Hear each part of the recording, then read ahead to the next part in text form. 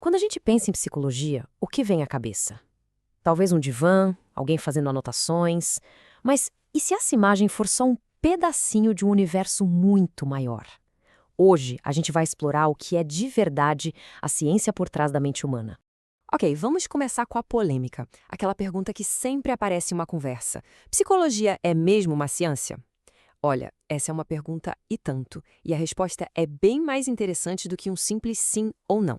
Para a gente chegar no fundo dessa história, primeiro a gente precisa entender o que a psicologia estuda e, o mais importante, como ela faz isso. E já vou adiantando. Talvez a gente quebre alguns mitos pelo caminho.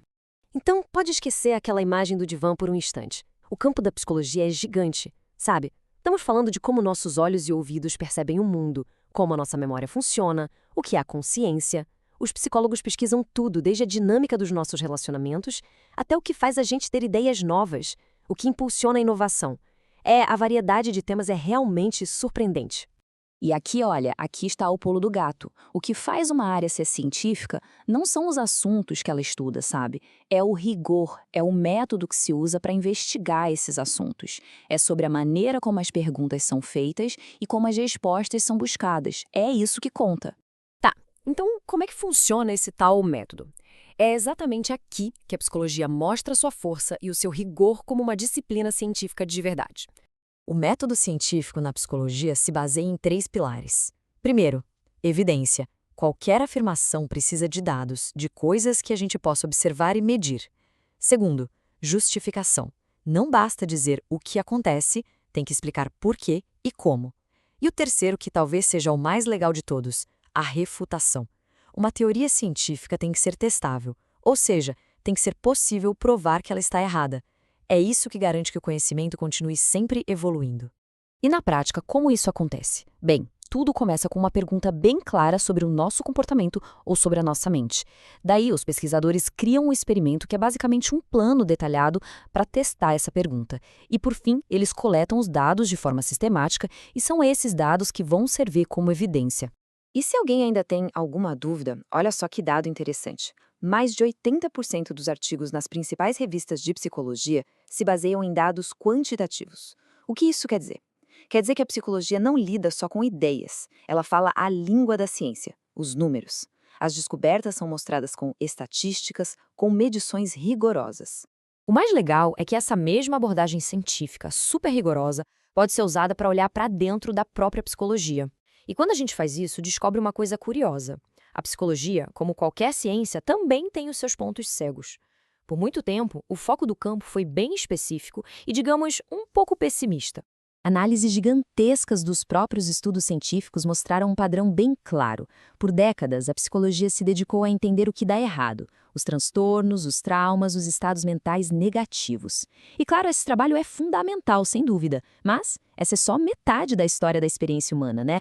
E como resposta a esse viés, surgiu um movimento que mudou tudo, a chamada psicologia positiva, que busca equilibrar a balança, investigando de forma científica o que faz a vida valer a pena.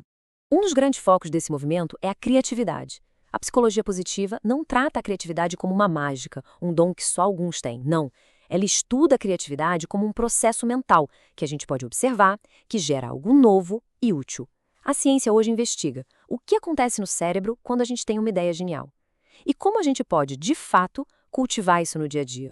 E a estética? Sabe aquela sensação de uau que a gente tem diante de uma obra de arte ou de uma paisagem?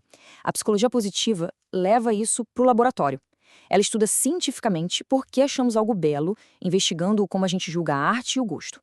É pegar uma antiga questão da filosofia e transformar em um campo de pesquisa, com dados e experimentos. E, finalmente, o bem-estar. Essa é talvez a mudança de perspectiva mais importante. Em vez de perguntar só o que está errado, a psicologia positiva pergunta o que está certo. Ela estuda ativamente a felicidade, a satisfação com a vida, enfim, os ingredientes para uma vida plena e com significado. Mas a história não acaba aqui. Para a gente entender a mente humana de forma completa, a gente precisa olhar para fora, para o mundo que nos cerca. E aí que entra a psicologia cultural. Ela estuda como o nosso ambiente, a língua que a gente fala, os costumes que a gente segue, a arte que a gente produz, não só nos influencia, mas molda, lá no fundo, quem nós somos, como pensamos e como agimos. A gente não é uma ilha, sabe? Somos um produto do nosso contexto. E essa frase aqui, nossa, ela resume tudo perfeitamente. A ideia de uma mente universal que funciona igual em qualquer lugar é um mito. A mente molda a cultura e a cultura molda a mente, num ciclo que nunca para. São, na verdade, duas faces da mesma moeda. Então, para a gente fechar, fica uma reflexão. Se a ciência da psicologia nos mostra essa conexão tão profunda entre a nossa mente e a nossa cultura, vale a pena a gente se perguntar de que maneiras a nossa cultura, o nosso ambiente, está influenciando os nossos pensamentos, os nossos sentimentos e as nossas ações agora mesmo. Achar essa resposta é entender um pouco mais sobre o que nos torna humanos